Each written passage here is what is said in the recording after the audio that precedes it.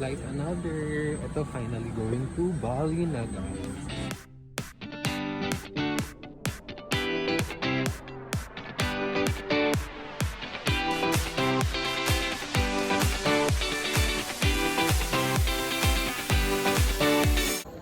Finally arrived at Ngurah Rai Airport. So, whew, so tired. It's actually 6:30. Kapag Filipino passport holder ka, wala ka ng visa, nagagawa yan. May ibang nationalities kasi, alam ko kasi yung mga nearby Southeast Asian countries, yun lang yung may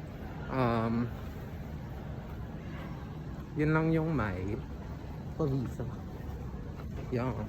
So guys, medyo madilim lang, but I got my GoPro. Woohoo! So yung GoPro kinuha ko din sa Klook. But parang alabo ng camera. So anyways, gusto ko na pumatulog. Yung uncle ko, yung driver ko, we call them uncle. So we're going to go to Ubud Puri Garden. It will take 1 hour 30 minutes.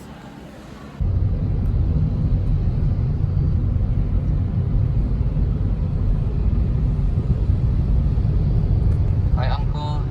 Hello. Yeah. The next day. Hi guys, so now we're here at Puri Garden Hotel and Hostel. Good morning pala in Bahasa is Salamat pagi. So right now, I woke up super early. My sleep was so nice. Hostel siya, so may mga kasama ko sa actually wala pa ako nakakausap. So kasi I think medyo late na lang yesterday. So I'll help na lang meet new people today. So let's see. So yung hotel, meron na siyang iba't ibang breakfast, all free of charge. Well, hindi free of charge, inclusive na dun sa package that you will be paying. So I got toast, tomatoes, mushrooms, and omelette. And I think this is kale. Hindi ko alam. It looks super duper good.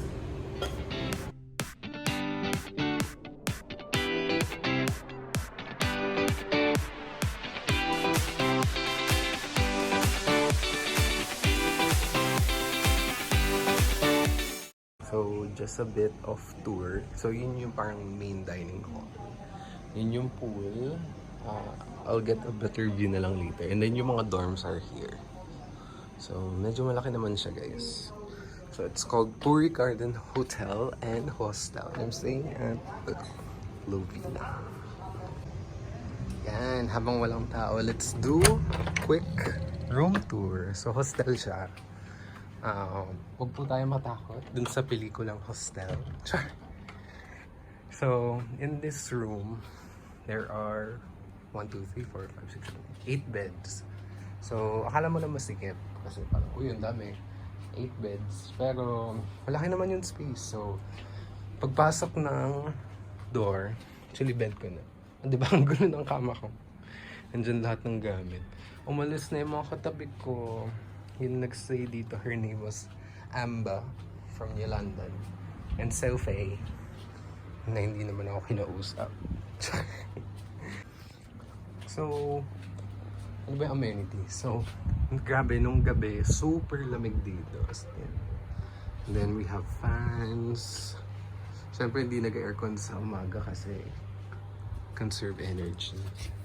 So, I have here yung maleta ko. So, di naman siya sagabal sa area.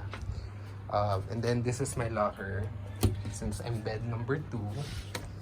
So, if you're thinking, paano yan? Wala kang privacy. Meron naman po tayong mga curtains. So, may privacy ka naman. So, when you go inside, meron kang personal sockets, may lamp, and parang mini dresser. Yan. So, overall, ang ganda ng first night ko dito. As in, or baka pagod na pagod lang ako. And then, pack. Borlog as in. So, yeah. Super nice. Super love this. So, yan yung mga dorms. O, di ba? May mga duyan pa. Also, may mga benches. Ito yung pool area. Dining area. So, di naman siya super laki. Tama lang. Tama lang for me.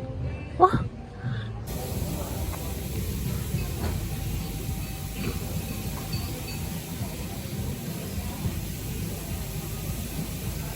Eventually.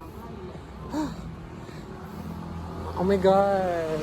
Parang probinsya as... Ay, sorry, forgive my language.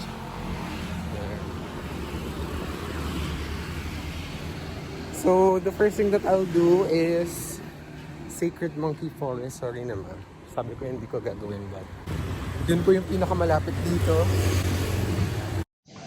So, nandito na po tayo sa Sacred Monkey Forest. If you can see, parang bago yung camera ko. That's because nag-rent ako ng GoPro. So, yeah.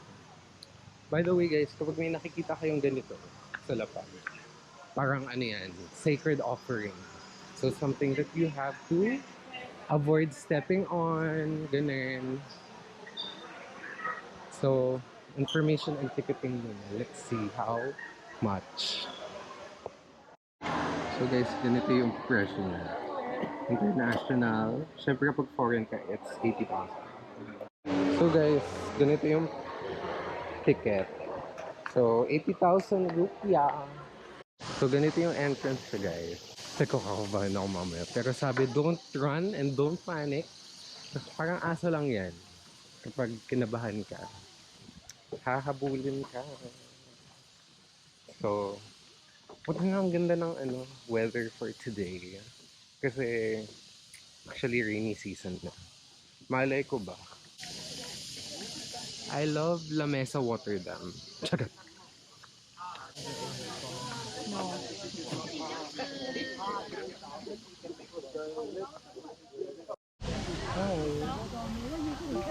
Oh my God.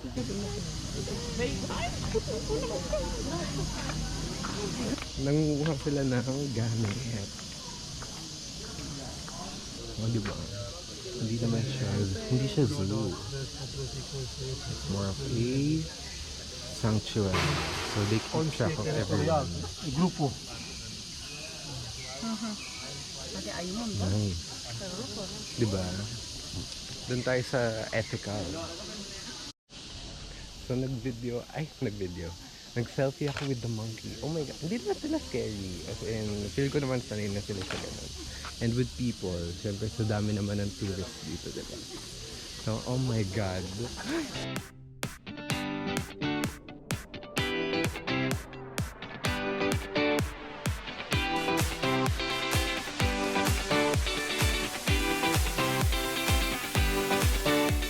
This is so pretty. It's okay. It's fine, it's fine. Wow.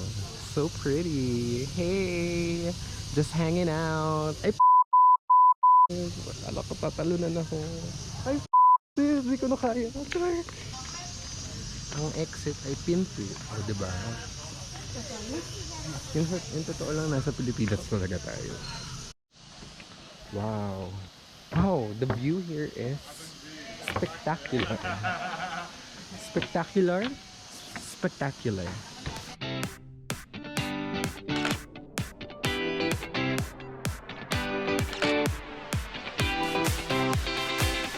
Amazing.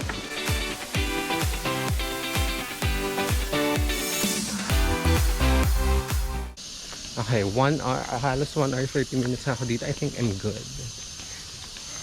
Ang daming trees, I love it. So, nakahinga ako na maayos. Wow. If we're planning to come to Ubud, maganda dito. Shopping naman tayo. Yarn. Wow. Hi!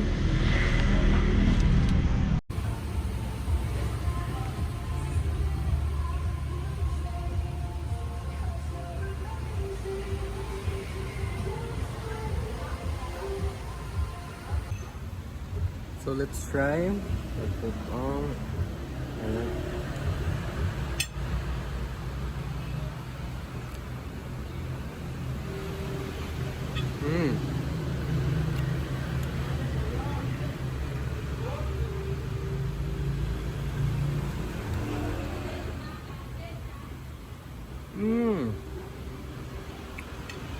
Very good. So it has egg, prawn crackers, propek chicken, and then some veggies. So very sulit naman siya. This was 85,000. So di ko alam kung magkano yun in Philippine pesos. So lagay ko na lang dito sa side. And then this one naman was 40,000 pesos. Yeah.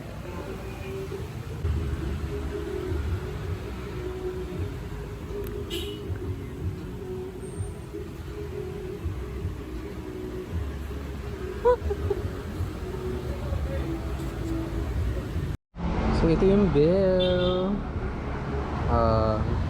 Nasi goreng kitchikang. Yung pala yung tawag, guys. Lemon, nana, and nag-order ako ng Coke because why not? So everything with tax and service charge 167. Okay naman na din. Yung good thing kasi sa Bali, marami nang nag-accept ng card. Like for me ngayon, naubusan ako ng pocket money. Yung iba nasa accommodation. So, okay na din. Thank you! Terima kasih! Thank you! Bye! Later.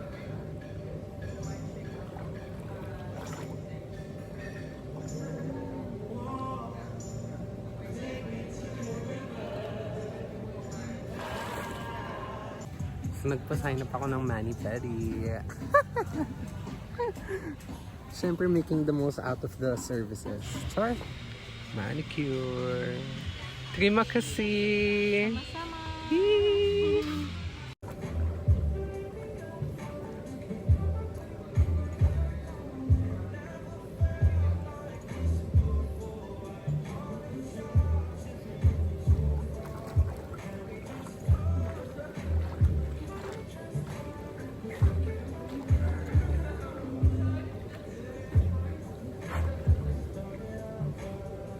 So we're here at Laughing Buddha Bar. Actually may imi-meet kasi akong kababayans. Yeah. Nakakatawa kasi may tulang Indonesian din ako. Mukha ba? Oh well. So let's see kung ano yung food nila.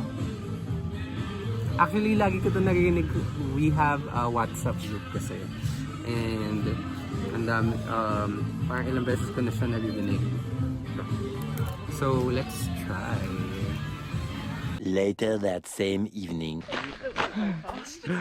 Hi! So many people there.